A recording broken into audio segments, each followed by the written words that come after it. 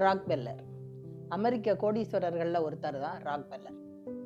அவர் ஒரு தடவை விமானத்தில் பயணம் செஞ்சுக்கிட்டு இருந்தார். அப்போ அவர் பக்கத்தில் இருந்த வாலிபன் கேட்டான், ஐயா நீங்கள் ஓடி ஓடி இத்தனை வருஷம் சம்பாதிச்சிட்டீங்க, இனிமேல் ஓய்வு எடுத்துக்கலாமே அப்படின்னு சொல்லி கேட்டான்.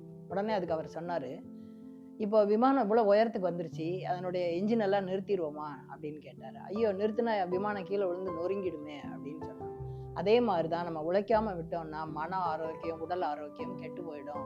அதனால் நம்மளால் முடிஞ்ச அளவு உழைச்சிக்கிட்டே இருக்கணும்னு சொல்லி அந்த இளைஞனுக்கு பதில் கொடுத்தாரு. என்ன ஒரு நல்ல உயர்ந்த தத்துவம் பாருங்க. அதனால என்னைக்குமே நம்ம உழைப்பை கைவிடவே கூடாது. இவர் ஒரு சிறந்த கொடையாளியும் கூட. ஒரு தடவை அவர் வீட்டில் உட்காந்து புத்தகம் படிச்சுக்கிட்டு இருந்தாரு. அப்போ கல்லூரி மாணவர்கள் நன்கொடை வாங்குறதுக்காக வந்தாங்க. அப்போ ஒரு சின்ன வெளிச்சத்தில் உட்காந்து படிச்சுட்டு இருந்தாரு. உடனே அவங்க வந்த உடனே அந்த விளக்கை அணைச்சிட்டு என்ன விவரமா வந்தீங்கன்னு கேட்டார். இந்த மாணவர்களுக்கெல்லாம் முகம் அப்படியே வாடி போச்சு. இப்படி கருமையா இருக்காரு, இவர் என்ன கொடுக்க போறாரு அப்படின்னு நினைச்சிட்டு ஆனா தாங்க வந்த விவரத்தை சொன்னாங்க. உடனே அவர் 3 லட்சம் ரூபாய் நன்கொடை கொடுத்தாராம். உடனே எதுக்காக நீங்க விளக்கு அணைச்சிங்கன்னு அவர் கேட்ட உடனே அதுக்கு அவர் சொன்னாரு, இப்ப நம்ம பேசத்தானே போறோம், வெளிச்சம் தேவையில்லைல்ல, மேலும் நான் இப்படி சின்ன சின்ன விஷயத்துல சிக்கனமா இருக்கிறனாலதான் இவ்வளவு பெரிய தொகையை உங்களுக்கு கொடுக்க முடியுது அப்படின்னு சொன்னாரு.